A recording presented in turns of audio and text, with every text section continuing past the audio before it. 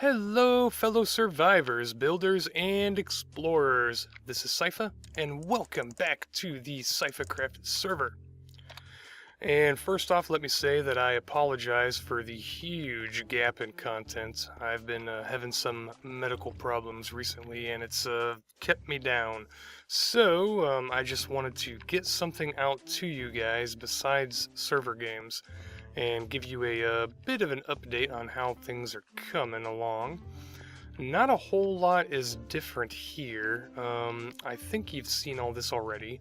I have made a rock crusher, and since it is always a power hog, I have this energy cell here that I can, crank power to if I want to. Although it does have a bit of a bug, and it doesn't like to do it automatically. So what I have to do is come over here and disconnect this pipe and reconnect it, and then it'll start getting power again. And I have the rolling machine back here too in case I want to use it. Okay, well, something really strange happened last night. You see this area right here, and all this right here, and well, the magnum torch, I just put that back down. I made another one and put it back down. I went to Spawn Island, and then I zoned back in here, and everything in this chunk right here reverted to its original state. I have never had anything like that happen before. But what sucks is my smeltery room used to be in there. So my smeltery, all my cobalt, all my ardite, all my manulin, gone. Just boop, gone. It also took about half of my Greg Tech bronze machines, which were in this chunk. So I rebuilt a bunch of stuff, and I kind of did the layout a little differently, and you can see that I made a steam oven. Very, very handy. I love it. And made a little access area, and I actually made a big steel tank, which I had before, but half of it got wiped when that chunk errored out. So yeah, but oh well. Things like that do happen, although I've never heard of that specific thing happening. What else? Let's see, I haven't done any more with IC2 yet, although I definitely would like to. Now my smeltery I rebuilt and went ahead and put up here in my office.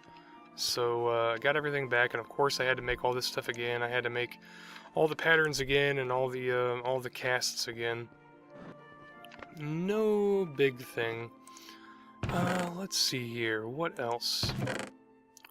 I wanted to show you my lumber farm, but apparently I don't have my axe on me. Okay, hang on a second here. Let me go grab where I think my axe is, and I will be right back.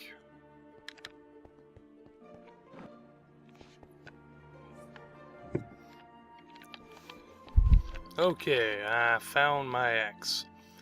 Now, what I did here was I planted a whole mess of oak trees in several rows, and I made this lumber axe, and I was able to put what's it called, auto smelt, I believe, as a modifier.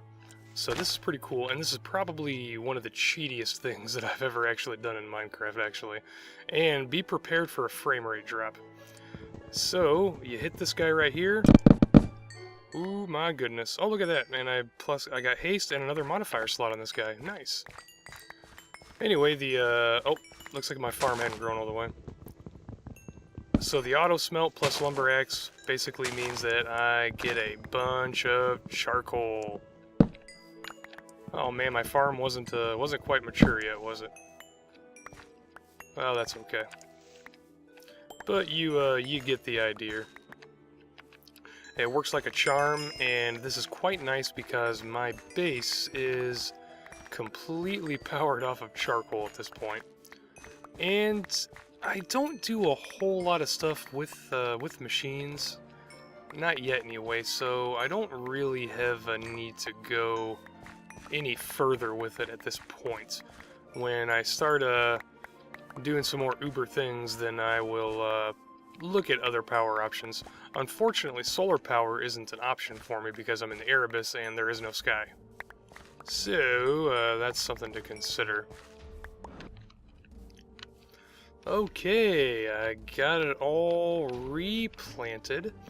And what that gets me is, you can see, quite a few stacks of charcoal, plus some apples and a small surplus of saplings. Not too shabby, really.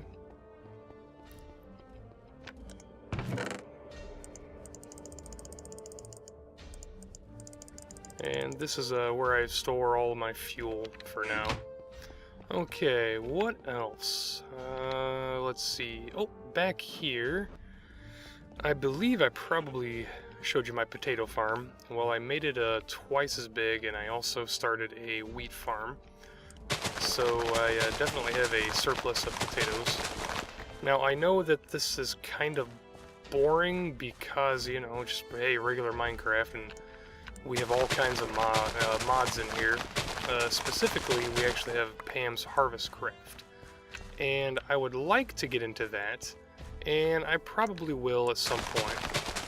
But potatoes are definitely an easy food to farm, gather, and you know, when you cook them up, it becomes a really nice, nice filling food, and I think it's pretty decent on saturation too, if I remember right.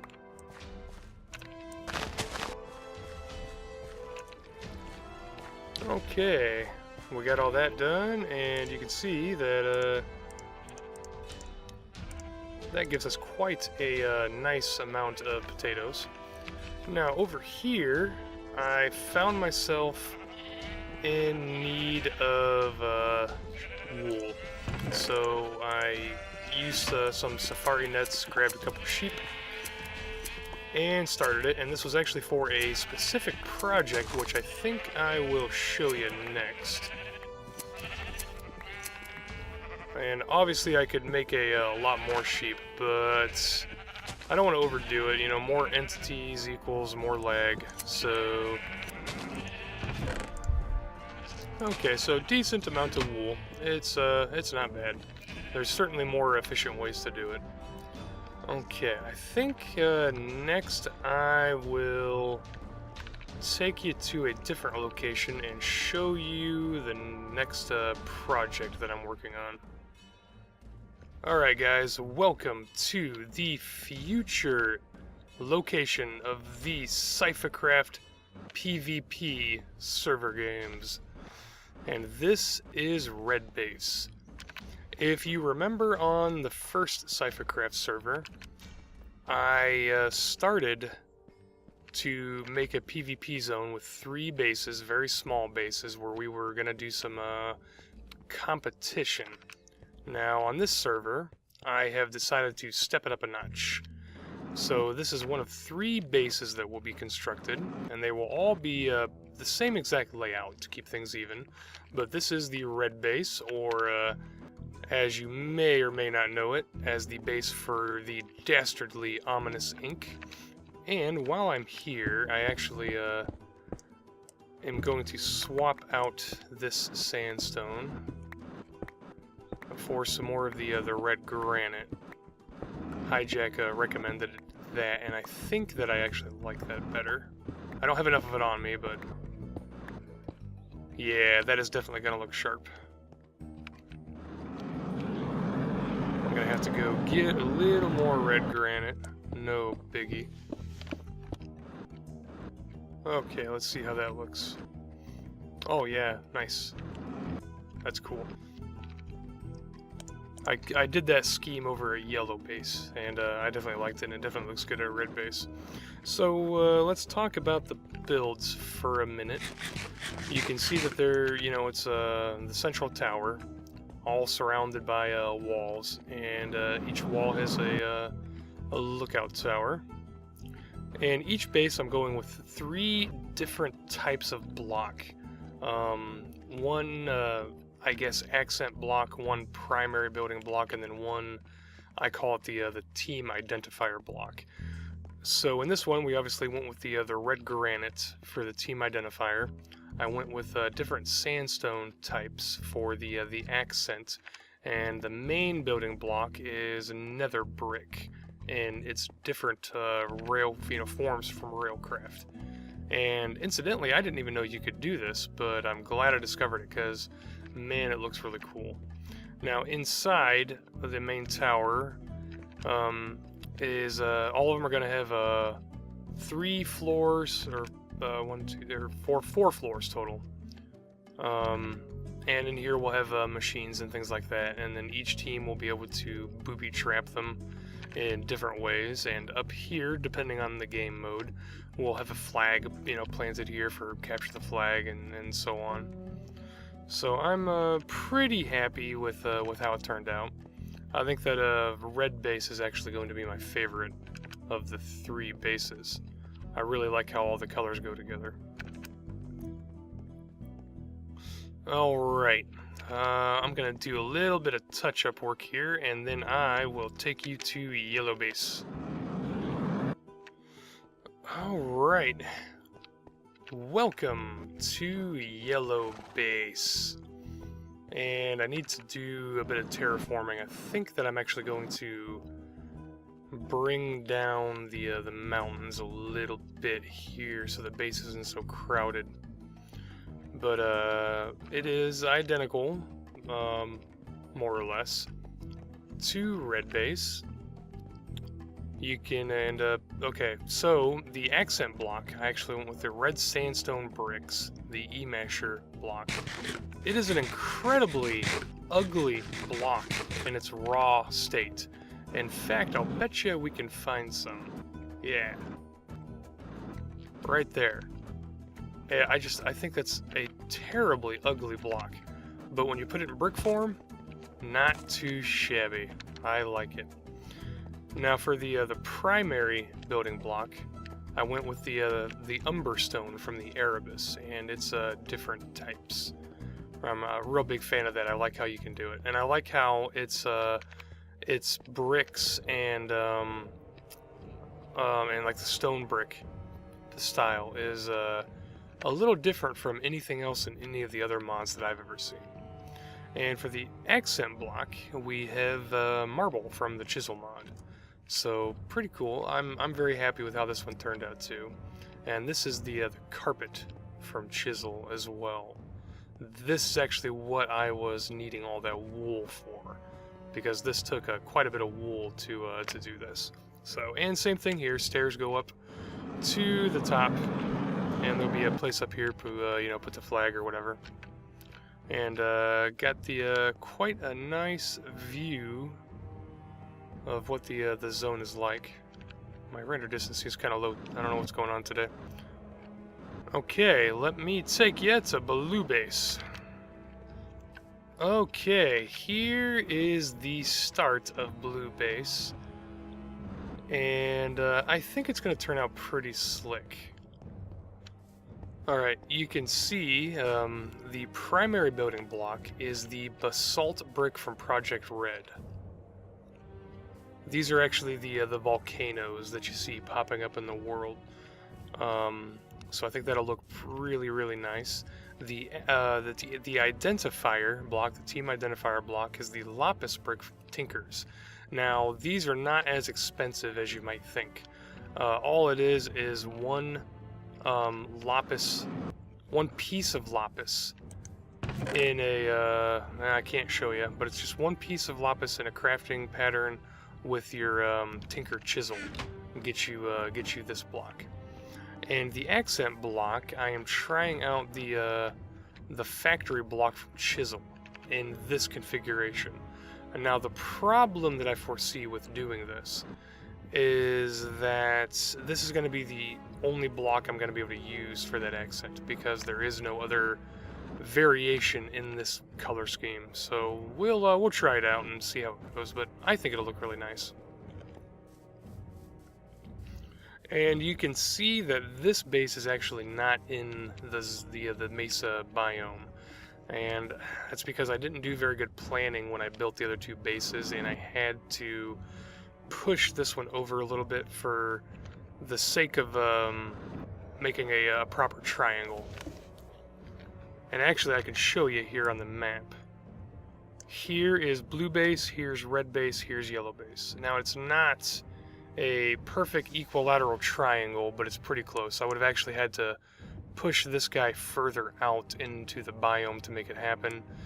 I should have actually put red base a little farther over here and maybe blue base a little more this way, and it would have worked, but you know, it's not that big of a deal.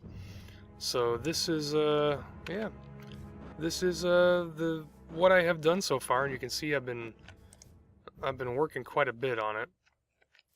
Over here, ooh, I have this marked over here because I found me a creeper spawner, and I have future plans for that.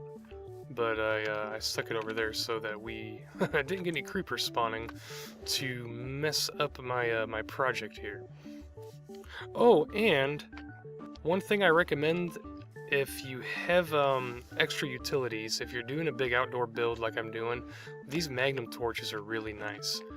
Now, I normally wouldn't do that because I actually like fighting the mobs and I like the you know, the sense of danger, but it became a real hassle with the infernal mobs and everything, and since I'm doing this by myself.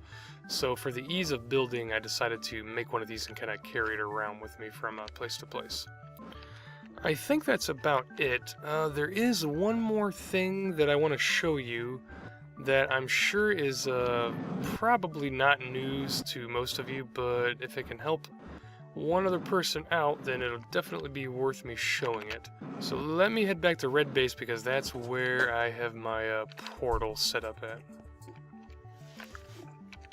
Okay, now, if you have Tinker's Construct installed in your mod pack, and you want to do a build with a lot of Nether Brick, let me show you something. Instead of you know, harvesting a bunch of these and then, you know, slowly smelting them down, or instead of finding a nether fortress to harvest nether brick from, make yourself a hammer and and put auto smelt on it from Tinker's. Now, obviously with iguana tweaks, it's kind of hard to do that sometimes. You have to, you know, wait till you get a modifier available, but that's usually not too big of a deal. But when you get auto smelt on it and you hit netherrack, look at that. It auto smelts the netherrack into nether bricks. Very, very handy. You can just kind of walk through the nether, holding down the left mouse button, and get all the nether brick you need.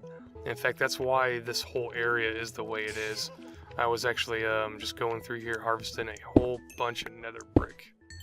So anyway, alright guys, I am gonna have to do some big old gathering in the nether here, some nether mining to kind of recoup my losses from that big chunk error, whatever it was. Because I am completely out of cobalt, completely out of ardite, except for a few pieces that effing Drew so kindly lent me. Okay guys, that is it for now, but as always, thanks for watching. I hope you enjoyed, and I hope I'll see you next time.